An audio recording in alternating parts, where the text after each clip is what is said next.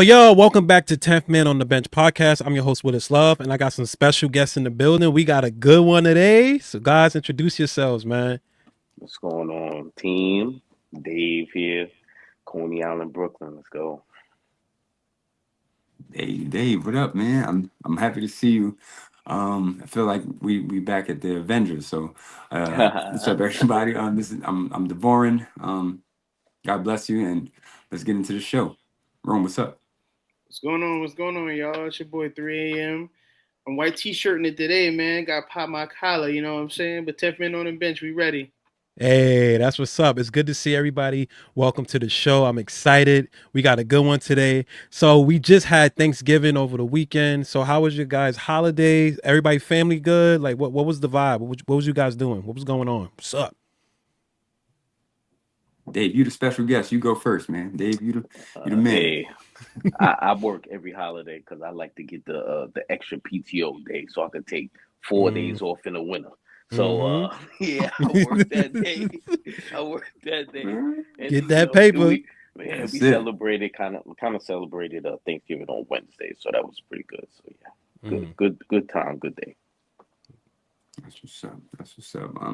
I kind of worked in the house. I didn't do the Dave work. I didn't get no real OT, but I did accumulate some days, so I can take those extra days during the winter season and during Christmas.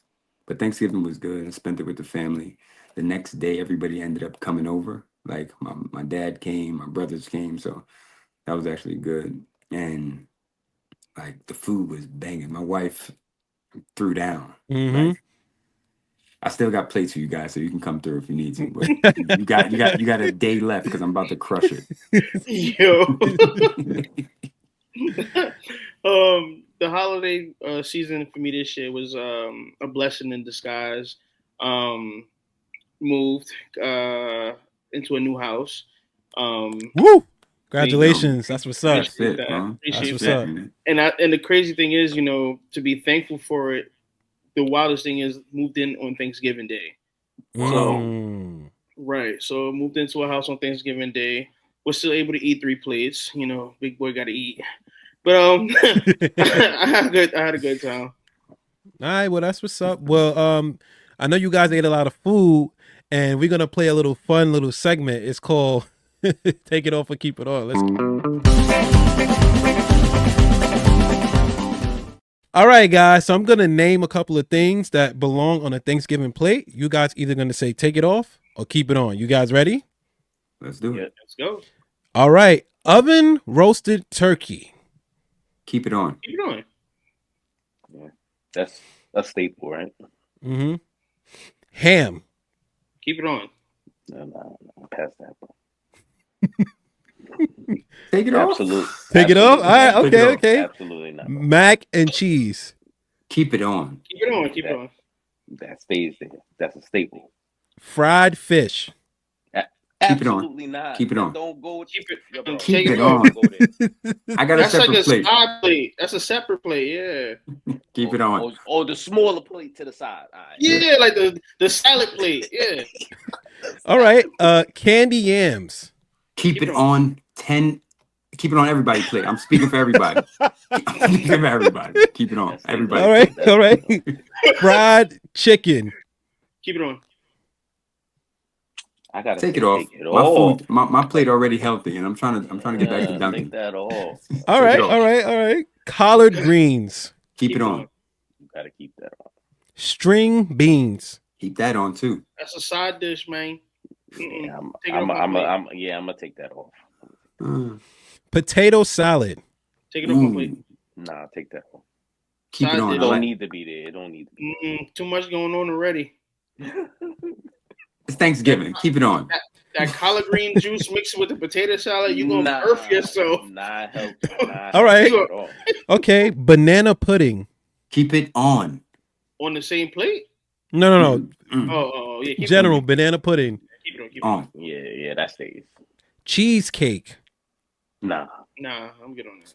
Nah, absolutely not. Nah, take it off. Yeah. And apple pie. That gotta stay. You can keep that on. If it ain't a Dutch apple pie, I ain't doing it. You're wrong. I mean, I'm keeping it a buck. You know the crazy part is I don't know what's the difference between. The Dutch got the crumbs on the top, bro. Oh nah, I don't need that part. Nah. Oh,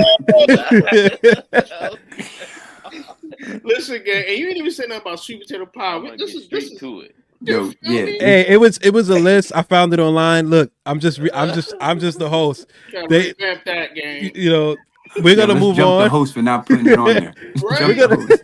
We're gonna move on, but thank you guys for playing, taking on.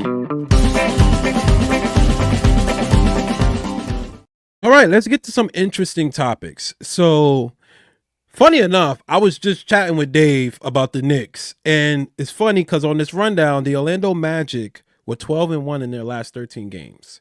Franz Wagner, 23.9 points per game, 5.9 assists. They defeated the Brooklyn Nets 2 nights ago, but then tonight they lost to the New York Knicks. So, is it magic or is it not? Well, for me, what I can say is you was gonna run into them anyways, and they was gonna get back. I mean, don't get me wrong, the Orlando Magic right now, they're doing pretty well, especially with Paolo being out. But they got the offense there, they got the defense there, they got the pieces that they need. Paolo is just the extra cream of the crop, you know what I'm saying? Because Franz Wagner and his brother Mo, they both could get buckets. And then nonetheless, you still got Anthony Black over there, Jalen Suggs over there, Cole Anthony still over there. So they got a little bit of a deep bench. Like if you really look at it, the Orlando Magic kind of running how what team can I compare them to? To that New Orleans season where they did make it into the playoffs, where they was like kind of good and it was kind of surprisingly good. You be like, wait a minute, I don't think this is like real basketball for the Pelicans, but that's what they're kind of looking like without Paolo. So once Paolo come back, they'll look more like a polished team because now that extra 27, I think, points per game he averages will be there in full effect. Do you guys see them being like a dark horse in the East and making some noise in the playoffs? No. Not as a dark horse, no, because what are they, third in the East right now? So yeah, they third in the East. I think everybody else's numbers would drop when Paolo comes back. Like I was talking to you earlier, the pick and roll between the brothers is really, really dynamic. They play very, very aggressive and physical defense, but their Achilles heel is they cannot shoot threes. Leave them open. Like leave them open. I think they shot 5.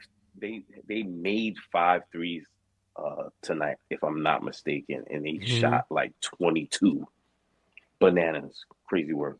All professionals. They can't make an open shot. Is crazy to me. But yeah, that's how they lost. They wanted to take threes, but they're not a 3-point shooting team. They started 2 for 2, which was great for them. But you know, the Knicks did what they needed to do. Yes, sir. That's a true Knicks fan. Yeah. For me, I think like Wagner, he's a knight. Like if we was playing chess, he's a knight, right? He's a silent killer, but I think he's shown that he's no longer a role player, but he has the potential to be an all-star with those stats that he just recently acquired. So dark horse maybe, but if they get in the playoffs and they're consistent with how they're playing, I think they could run another team for their money. I mean, I would say that too. I mean, dark horse, no, but if they get in front of a Milwaukee, that might be easy pickings for them because again, you know, Giannis and Dame, they can't even. To me, they can't play together. They can't, and especially with Giannis now stepping into a new role where he's trying to take more shots more aggressively. It's kind of like you're taking the same shots Dame would take. And then Dame is not being as aggressive as he was before because, again, Father Tom ain't stopping for nobody. So again, them same shots that you was getting up at one point, you're not able to get to those spots because again, these defenders are bigger, faster, stronger, and they coming at you full force. So I don't know, but if the Orlando Magic was to match up with like Orlando or the Pacers, I ain't gonna lie, that would be a crazy series. Yeah. Just to circle back, because you said Dame and Giannis can't play together. Do you guys all feel that way, that they can't play together? I mean, they did start the season 2-8. They did get a new coach last year. So how do you guys feel about that dynamic? And them not spending time together in the summer too, right? Yeah. Giannis played in the Olympics. Dame was doing his own thing. You know, that's very important for two-star players to get that time in. So how do you guys feel about that? I think they're good players. Each individually, like Dame is my favorite guard in the league right now, right? So, um, I wish they would be able to play together. But like you said, it takes time for great players, as those two guys are, to know each other's game by being on the same team. 2-8, it's a bad look to have a 2-8 record, 'cause especially y'all are monsters, both of them. But there's an underlying factor. They didn't play, they didn't spend time together, they didn't work out together, they didn't practice together as much as they should have. And so that's why you got a 2-8. That's why your main guy is taking shots your other main guy would be taking and making. But I think it's just a more of a mind game now versus a collaborative team effort for that unit. You know what I think will work in that situation for them, and that's because it kind of worked for the both of them, right? Mm. If they had a third option that was actually elite, then it would work. Because like a buffer. Right. Like now, if Chris Middleton would have never got that injury, and he would have been still playing the same way that he was playing to his all-star level, the Bucks would be dangerous. Because you really think about it, Chris Middleton is the glue. You know what I'm saying? But you need a glue on every team. Like there's a glue on every team. Mm-hmm. You might not notice this glue, but Middleton was that he's glue. The glue, right? And now he's kind of like, don't get me wrong, he can still get a bucket, whatever the case may be, but he's not going to give you out of nowhere, oh, let me give you a quick 25, 8, and 6 out of nowhere, or either like 45 and 3, like, you know what I'm saying, off straight getting to his spots. Like, if they had like a Harden or an old Harden, not this Harden. Right, this Harden's too deadly. Yeah, this Harden, he's good by himself. He's back to Houston Rockets Harden. Yeah. But if they had like a Swiss Army knife kind of player, like you could just plug and play him in real quick, let him get buckets real fast and go, that'd be perfect. You know what I'm saying? But I think really for what it is, these players have been with support cast players their whole life. You know, CJ McCollum has been with yeah. You know what I'm saying? Point. And then Giannis had Chris Middleton for the remainder of his winning seasons. You know what I'm saying? And then he had support cast players like Brook Lopez. So, you know what I'm saying? So Brook Lopez freed up space for Giannis to operate in other areas. You know what I'm saying? So now it's kind of like hard to really figure that out because Dame is a pick and roll guard that can score off the curl. Giannis can do everything. And then with three steps, he's getting down the court and dunking on everybody. But now he got to figure out how to operate these areas with an elite shooter.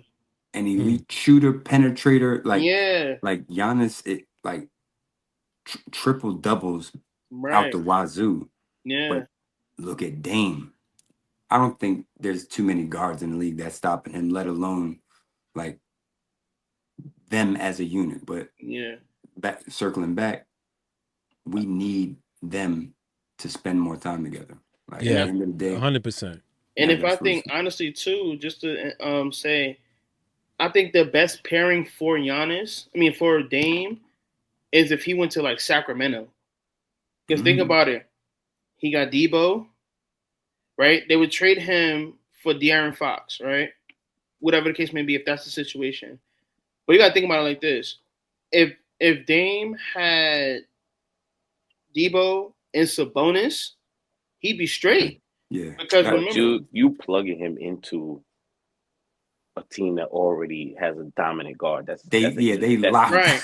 They are locked down. that's easy to say. Like I can take out their point guard and put Damian. That's easy. Yeah. But for me, as far as their current team, I think it's the coaching for real. Because the coaching don't. If you don't put those players in the best opportunities to score, if you're not running certain sets to get them where they need to be, they're never going to succeed, regardless of how many years they play together. Look at the Knicks, right? You got Josh Hart almost averaging a triple double, and he don't really get the basketball to score for real. Like he goes and does what he needs to. What he wants. Like what he wants too. Kind of like to the point where you said they need a glue guy. Yeah, that makes sense too. But at the same time, if the coach is not putting them in those positions, and I'm one of those guys that is not a fan of Doc Rivers. I don't think he's good at nothing. Coach a guard. Like I don't think he's good at nothing. If he had a big man, two bigs, maybe he could. Put some work in. But he's not a good big man coach. That's what I'm saying. He can't coach guards. He don't know how to coach him. Yeah. Look what he did to James Harden. He was terrible. Well, speaking of bad coaching, there was a controversial timeout made in the fourth quarter on Sunday when the Jazz, they dropped one to the Lakers, 105-104, and Colin Sexton had the go-ahead basket, and the coach called a timeout before the basket went in. So I want to know, what did you guys think about that? Is that bad coaching, or is that not trusting your players? Like, what do you guys think? I could tell you what that is. That's Cooper Flag. That's Cooper Flag. We need that boy down here because we're not going to be able to bring nobody good to Utah. Nobody's coming there, bro. Nobody's coming there. So we got to draft well. We need the best opportunity to draft Cooper Flag. So that's what that was. No, hold on. We don't need you to score right there, bro. We need to be in the we need to be in the bottom. I know you're gonna make that. That's the crazy part. I know you're gonna make it. So let me call this timeout and get you off the court real quick. Before you get too excited. Sabotage. Yeah. That's exactly what that is. That was crazy. Yeah, I mean, when I watched that, I was like, "Are you serious?" Like, because don't get me wrong, everybody know Colin Sexton. He a bulldog, and I feel like he's always been in the wrong situation. Like, bro, you need to be somewhere where they're gonna let you off the chain, and him being in Utah is not letting him off the chain at all. They put him on the leash, put him in a dog pound. I'm like, all right, cut it out. So right there for me, seeing him, have to go through that, and like he's one of those players that like play hard, go hard, 1,000 miles per minute. Just to see that situation happen to him was kind of so demoralizing and messed up. Yeah, I'm like, dang, like when I remember taking a shot in high school. I'm pulling up. I'm like, oh, this is money. I go to pull up, and I know it's going. I'm mid shot. My coach says, no, don't shoot it. I'm like, what? That is a demoralizing feeling. Yeah. A timeout is even worse. Yeah. And then look, the crazy thing about it was after the timeout, they jumped him on the play because the play action was for him again. So LeBron and I think two other players was just like, nope, smother him. I'm like, yeah, this is dead. I'm like, this is terrible. This is terrible. Definitely bad coaching. Definitely bad coaching. He might have been told to do something. Yeah, behind the scenes. I'm with Dave with the Cooper Flag. I think that was Cooper Flag. Told to do something. He's doing his job correctly. Mm-hmm. NBA Cup, y'all lit? Y'all watching? What's going on? Is lit or nah?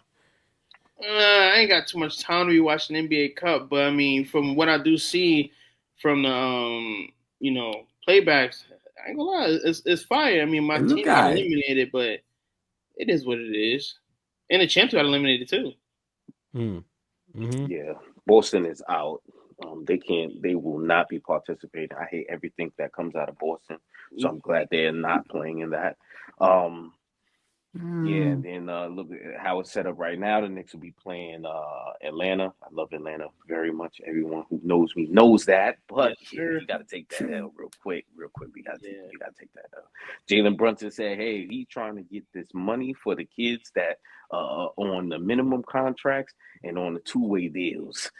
So Yes, the way sir. he came out the way he came out in the beginning of the game tonight looked like that though. I was like, oh, he's determined. Yeah. he's getting to it. Let's go. I want to see that. I want to see it. So I do pay attention to only the Knicks though, but not everybody else. But yeah. True. But speaking of the Hawks though, they fake a little, you know what I'm saying? They fake a little scary on the low. Like, not like they're gonna make some noise for real, but like I think one more move will make the Atlanta Hawks something to talk about. I agree. They're there too though. But you know, our number one pick, he decent. I ain't realized it. He decent. He decent. And he got a good number on his chest. I like that number 10. I like that. Yeah. I like that number 10. Number. That's Dave's favorite number. How y'all feeling about the Knicks acquisition of Karl Anthony Towns? Are you guys impressed of how he's been playing of late, or? I love that. You know. Yeah, he's good. I love that for the Knicks. Y'all needed that. And then when y'all get Precious Achiuwa and y'all get Mitch Robinson back, oh man, y'all gonna be a problem. I'm not even gonna lie. Like, Miami gonna be like, all right. And I'm gonna say this for real. Miami hate to see Karl Anthony Towns coming. Every time he came to Miami, he had a good game. Whether he lost or not, he had a good game. I'm like, bro, how he cooking like this, bro? This don't make no damn sense. He's one of the most versatile big men there is. Yeah. Like, yeah, he's gonna give you work no matter what. I think the first time he came to Miami this season, he dropped 41. I'm like, oh, this is what we doing?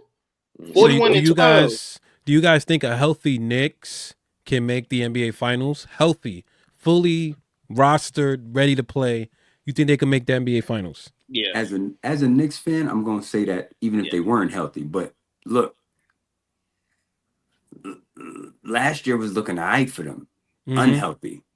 So it's possible so long as everybody else isn't like turned up. Even they could beat the champs? Y'all think they could beat the champs? Yeah. If they stick to they gotta play hard. Yeah. They gotta play hard. They've been so removed from championship finals that we gotta see that. I can't. I'm a Knicks fan, but that's gonna be a hard one to hypothetically guess. Yeah. Well, it's.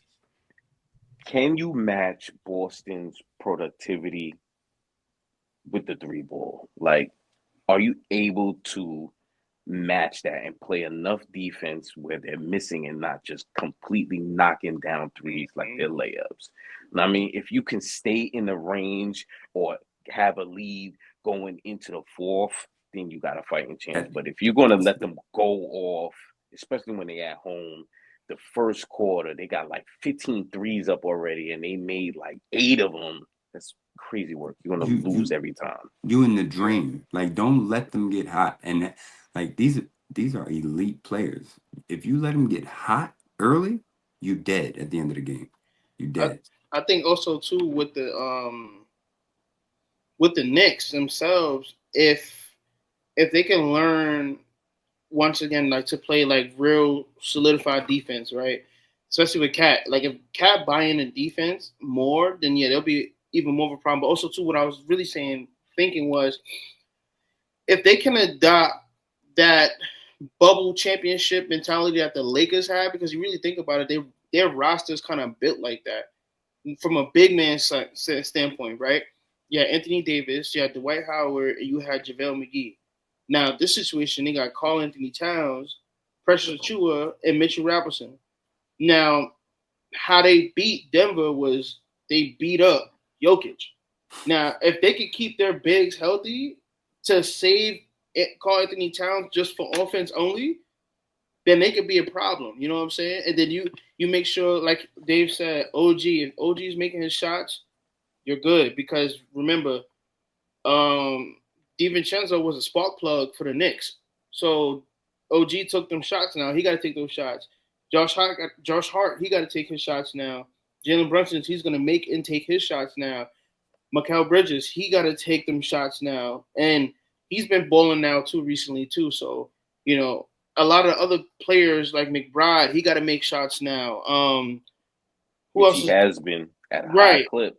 at a high clip. So McBride is out here getting to it, and then you got these other bigs on the team. Like you still got Jericho Sims, big body guard and big body center, so power forward center. So you still could throw somebody at somebody. You know what I'm saying? So what I'm saying is, as long as they got bodies to throw and keep the main pieces healthy, they should be fine. You know what I'm saying? Those big bodies just got to be ready. Yeah, they got to be ready to play, because if they like whatever, I'll just get some. That's minutes. Why they keeping Mitchell Robinson. I don't think he's like seriously hurt right now, but I'm thinking they're just trying to hold him until it's time to get into it. You know what I'm saying? Time to get into that mode. They better be. They better be in have that him 90 working all the way on 99 instead of. Yeah, like they want to have him like, all right, yo, listen, we bring you back after January. Cool, you got 3 months to hoop, but just don't go crazy. Average at least 6 and 10 if you can. Stay within range, right? Stay within range. Go 6 and 10. That's it. Oh, I don't need you trying to be Shaq under the rim. No, 6 and 10. Cool. Chill. Playoff time come, then you turn to Shaq at the rim. Well, speaking of playoff time, I think somebody activated their playoff mode early because James Harden is looking like he back on the Rockets. I don't know, 39, 11 assists versus Nuggets on Sunday. Got the dub. What y'all thinking, man? James Harden back or that was just a fluke? The bed's back. Man. The bed is back. I say the bed is back, and it's funny because I actually had a take on this one where they said even though Steph Curry was the one that changed the game, right, influence-wise for taking the far shots, whatever the case may be, but a lot of people don't give James Harden the credit that he deserves because he made it more flashy with the step back, and I'm like, he did. To think about it, he did. He made it look cool. You know what I'm saying? And it's ill because, he made it look cool. I would argue that the reason why it looked cool is because he left-handed. Them left-handed gunners is mean. So when he does his step back and he's adding this Euro kind of step back, this European kind of style to it. So it's like, I ain't gonna lie, it's smooth. That's a revolutionary move. It was a revolutionary move for sure. So, that step back drag is like, oh, hold up. And then it's like you're staying in mode. So you're not walking, you're not carrying. So you're staying in mode and then you getting it off in time, real time, and lacing it. That's beautiful right there. You know what I'm saying? Versus like Steph Curry, he pulling off from half court. We know what he's gonna do. Yeah, we know what he's gonna do. But that Harden step back, like, step back has always been a thing, but the way James does it, everybody's doing it now. They made it sexy. They starting now. They doing step side, step forward, doing these like they're tweaking it. Give him his credit. Yeah, but for sure, I think that Houston Harden is back, man. Like Houston Harden, that step back is mean. Dave is the king of the step back. So Dave, I don't know why Dave like. Hey, that's where it came from. It came no from way. Harden. I took all the pieces from him. I studied it. I watched it. I was like, okay, that's going left. So I got to go right. Oh, it starts with this foot. Okay. The ball my hand needs to be on top of the ball. Got it, not underneath, so I could take the extra steps. Like we was talking about that 0 step. So all of that, all those tricks came from him. And what he's doing with the team right now, pretty much, he got the other guys buying in. He got the rest of the team looking like they all feel like when they strap up and they put everything on it. We coming in here to win today. They look like it's not. They're not looking at it like, oh, we don't have Kawhi. We're not gonna be able to really do nothing for real. They coming in like we gonna get a win tonight, especially in that arena. That arena is bananas. James Harden got the Space Jam effect. Yeah, the wall is crazy. That wall is ridiculous. But even James Harden got the Space Jam effect on him. It was like, we can do it. We can do it. Yeah, the juice. He got the Space Jam effect on him. So it's kind of like, all right. And then I think the funniest situation is how Norman Powell got this unspoken beef with Paul George. So it's like, you came here and did nothing. I'm gonna show you what you're supposed to do. So it's kind of funny. Let me show you what it is. Yeah, and he was taking my minutes. I couldn't literally. Here. Now you're not here. I'm gonna show you. That's what really did it. That's what really. I'm gonna show you why they gave me $80 million. Yeah. Like I'm gonna show you why they gave me $80 million in 3 trades. I'm gonna show you why. Well, I agree with that Paul George segment. He didn't do anything there. No disrespect. We love you, P. So are you guys into extreme sports? Like parkour? or like what, CrossFit? So a very interesting article came out, and there's a new extreme sport. It's called extreme ironing. So you take an ironing board, take a fresh shirt, and you iron your shirt in an extreme circumstance. You be surfing, iron your shirt. You could be in a plane, ironing your shirt on the wing, literally on the wing. It's the craziest you could be playing thing. ball, ironing your shirt. Win? How you win though? Or some skydiving and ironing my shirt. I'm doing this. And they have a cult following for this thing. I can't even tell you how you win. I just know that I've seen it. Hilarious. What are your thoughts on extreme sports taking it this extreme? That sounds like a social media ploy. And sounds like a social media challenge. Like, remember you seen them guys a few years back? They was like climbing crates. That's what this sound like. It sounds like some gimmick. Have you ever seen the extreme sport with the ladders though? When the guys come with the ladder and then another ladder on the top and the firefighter. That's something out of a cartoon, right? Yo, you gotta watch that. The firefighter Olympics. Oh my, crazy. It's kind of dope to watch. Yeah, but that's something out of a cartoon. I seen the dude scale up the ladder in like a second and then get over the roof in like 2 steps. Yeah, but that's all right. But this ironing thing, that's first off. I just want to know how you win. Yeah, how you win? Dave is a winner. Dave is a winner. He don't even care. How do I win? I mean, that sounds crazy. Because like also too, like y'all seen the one. I don't know if y'all ever seen the video, but it's kind of old when they had the watermelon catapult, and the lady pulled it back and then reversed and shot her back in the face. Oh nah, I did not see that. But that's what were you doing? That sound bananas. I mean, why are you launching watermelons? At that point, and in my head, it was so funny because somebody put they did like the meme when she did it and they came back and smacked it and they had Martin Luther King in the sky like. Would you look at that? So I got former basketball players. I got basketball players on the podcast. People who play ball. Would you ever go back and consider coaching instead of playing ball? Yeah. What you mean instead of playing? So not ever playing before you just came up as a coach? Mm-hmm. Oh, I have to redact that one. I think coaches, most of the time, coaches they teach because they couldn't do it. So you probably nah. I gotta play. Because I think the part with playing and then being able to teach is still unique. Not every player can teach, but once you have that nice little blend, I think you can excel at teaching and coaching kids, even adults. But you have to have that blend because I've seen other players that are skilled but can't teach the same footwork that you just did to get that bucket. So yeah, you have to definitely have that blend of both to be able to do that. So yeah, that's a tough question, Kev. I'm not in the NBA, but I'm not giving up whatever skills I did acquire to be straight coach for whom I've coached. I've played, I did both.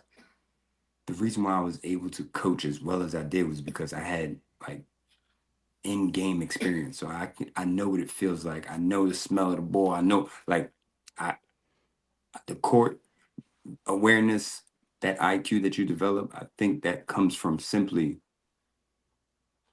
playing. And even if I did pick, I'll do coaching, I wouldn't be a good coach. It would just be,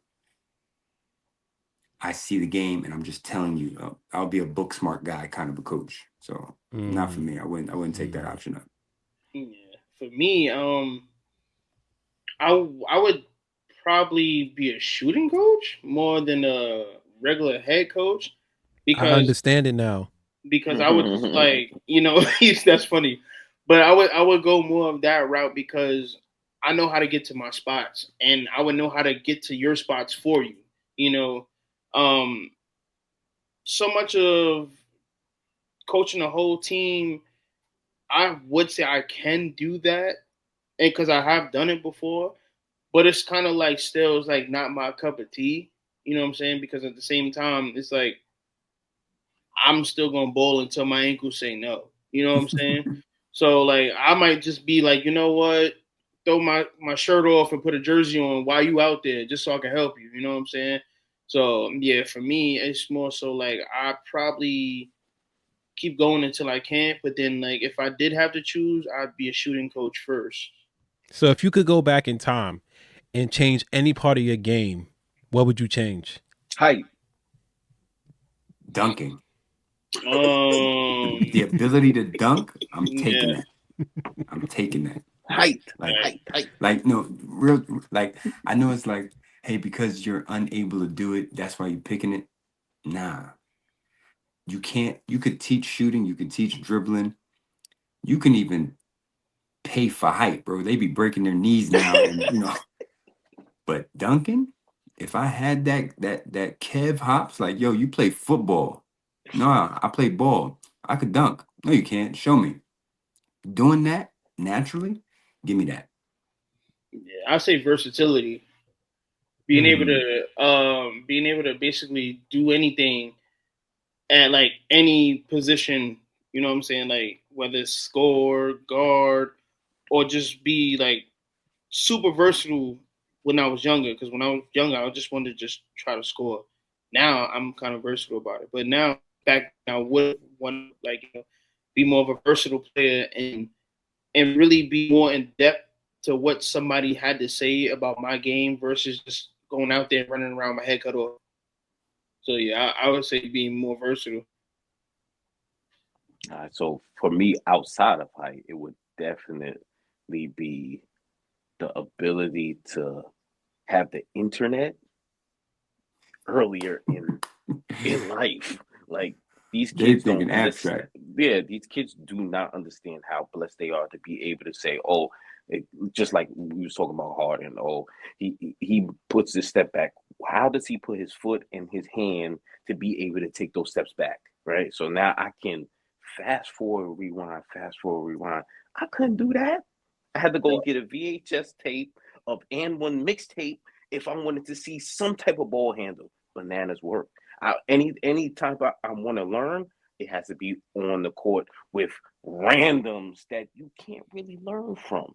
I mean, so if I was in the era where the internet, I swear I'd be overseas. I say that all the time. I'll be overseas at least. I'd have been overseas playing basketball. But be elite right now. That's why this generation, they are elite at 10. They're elite at 10. You seen the video of the kid who was dogging like he was a pro player and he was like 7, 8, 9? Yep. Dogging. I think it's because of the internet. Like you got that resource in your pocket, but accessibility. That was a good abstract thought thinking, but I'm still gonna take my Duncan at 7 years old. At 7 is crazy. That's it. He said, "Mommy, look." What is that? Bow Wow, right? Yo, Dunking at 7 is nasty work. That's crazy. My man's living Mike for real. That's crazy.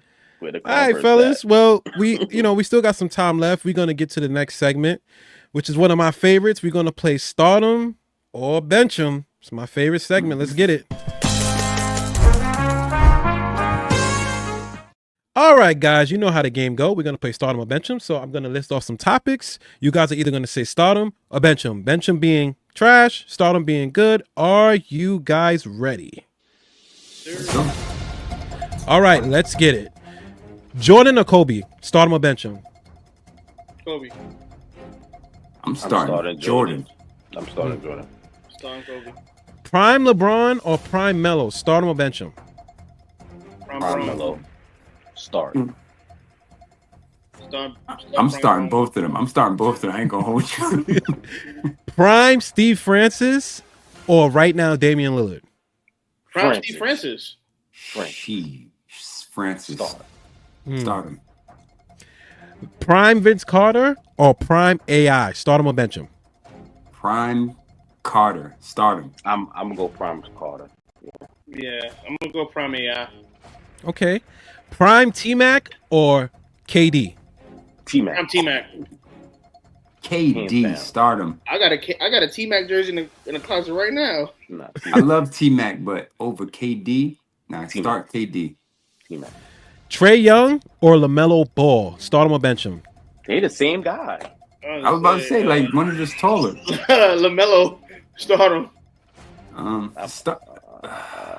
I like Melo. I like what LaMelo's doing now, so I'm gonna start him first. Yeah, I'm gonna go LaMelo right now. All right.